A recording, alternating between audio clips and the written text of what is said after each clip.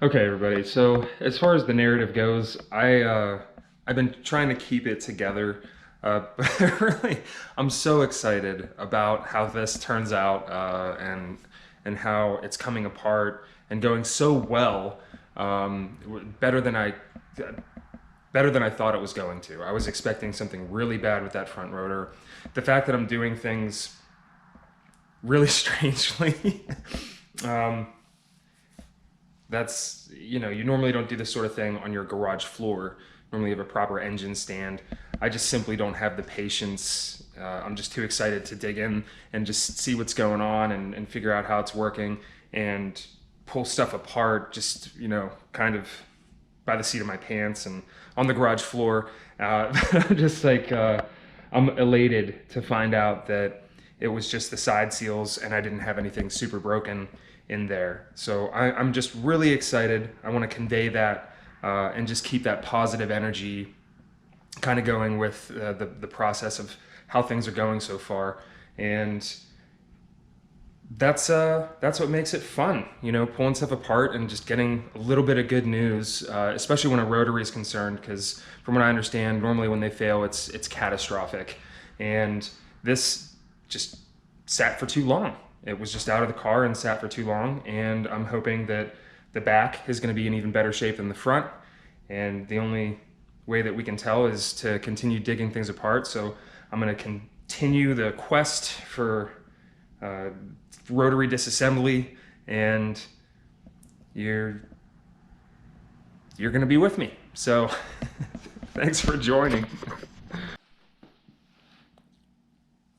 Okay, we're gonna have to take a short recess here because I just realized something. As you take these apart, you need to be able to separate the center iron and move the E-shaft up a little bit in order to kind of finagle and wiggle this off. So I'm actually going to have to take the motor while it's kind of apart. I'm probably gonna throw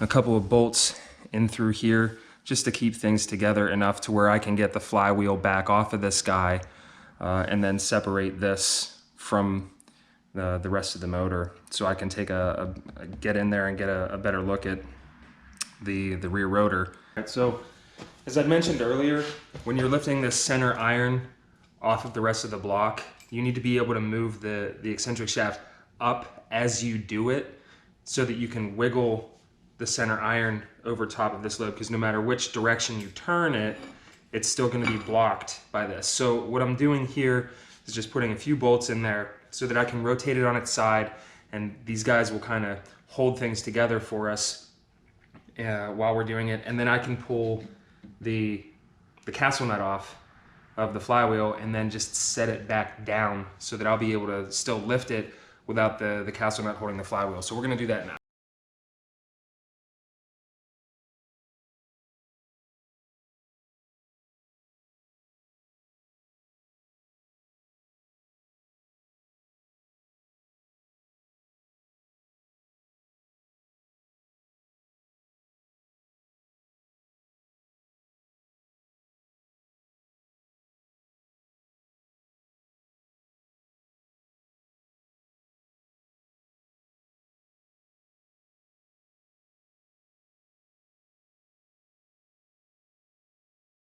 All right, so now we're gonna wanna get a little bit of separation between the rear housing and the center iron. And that's what I'm gonna do now. It's just kind of get some wiggles in there and make sure the seals are broken loose.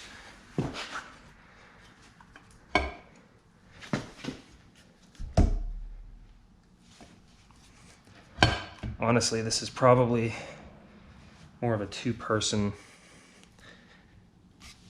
project.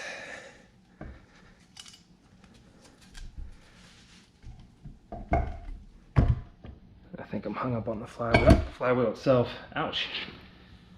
That didn't feel very good.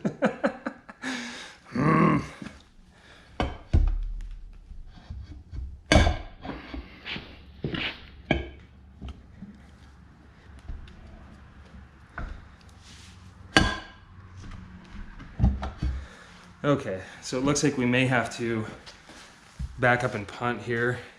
Just take a, maybe look at it from a different angle. I think I'm gonna have to actually pull the flywheel off.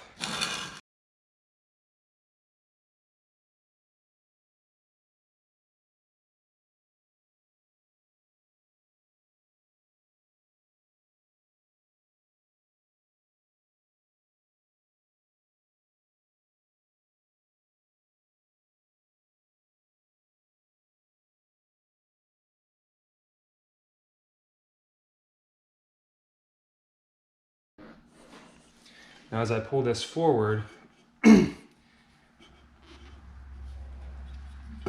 want to get enough separation between the back housing in order to get it off of the pins, the dowel pins here and on the bottom side to get those to come out. And then I'll be able to wiggle this center iron out and around. So just give those a little tap there. I'm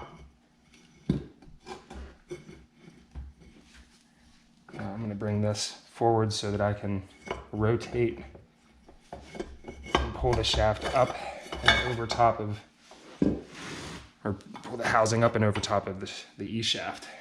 Back on the back, I'm trying not to have the back of the rotor come apart before I can pull the E shaft out, which, there we go. Because I don't want the seals, even the E shaft is looking good. Let's take a look at that really quick.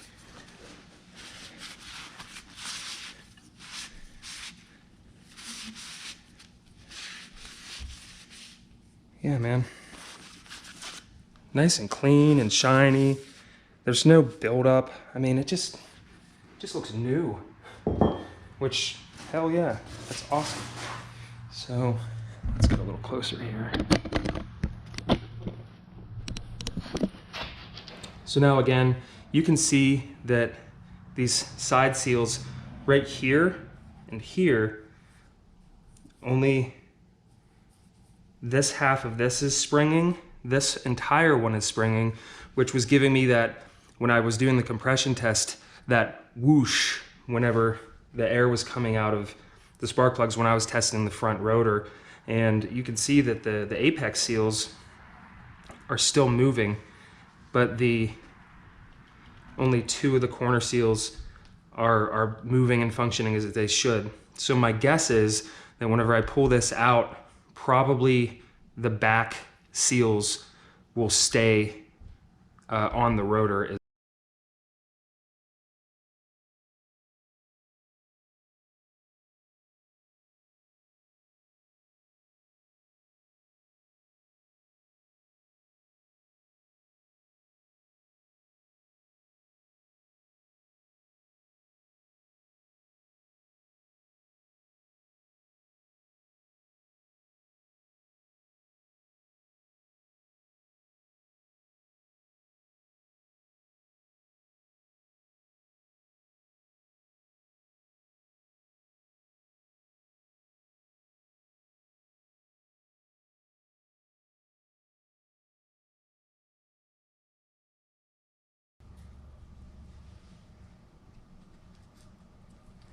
And we are out. Tons and tons of carbon buildup on this guy along the sides, which is normal for an engine that's designed to burn oil.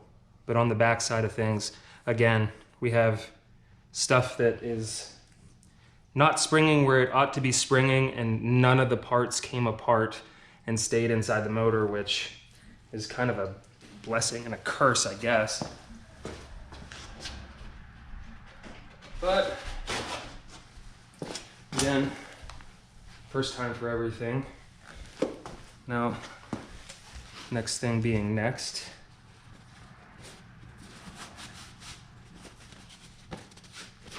Actually, I'm gonna grab a cleaner towel here. I'm gonna try to get some separation from the final piece here. Kind of a good spot. There really isn't one. So just gonna break that guy loose. And hopefully this will just come like butter. I'm just gonna wipe some of the oil off of the rear housing here so we can get a better look at things.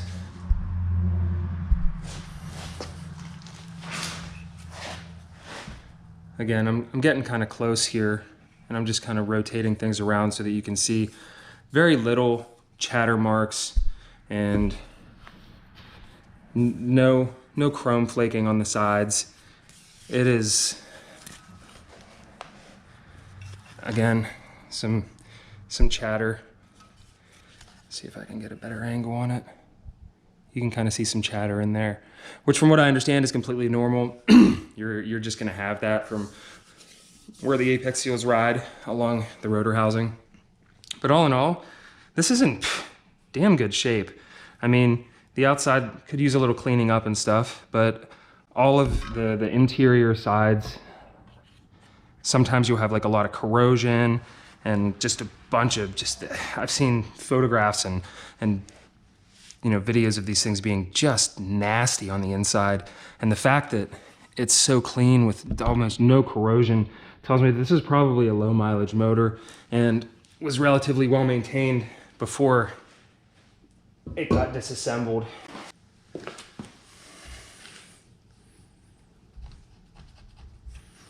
Okay.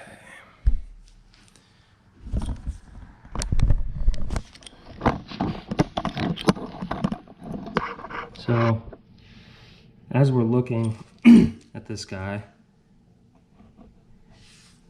there you can just lightly see there's some pitting right in this area here, and that's probably going to be that's the biggest of my issues right now.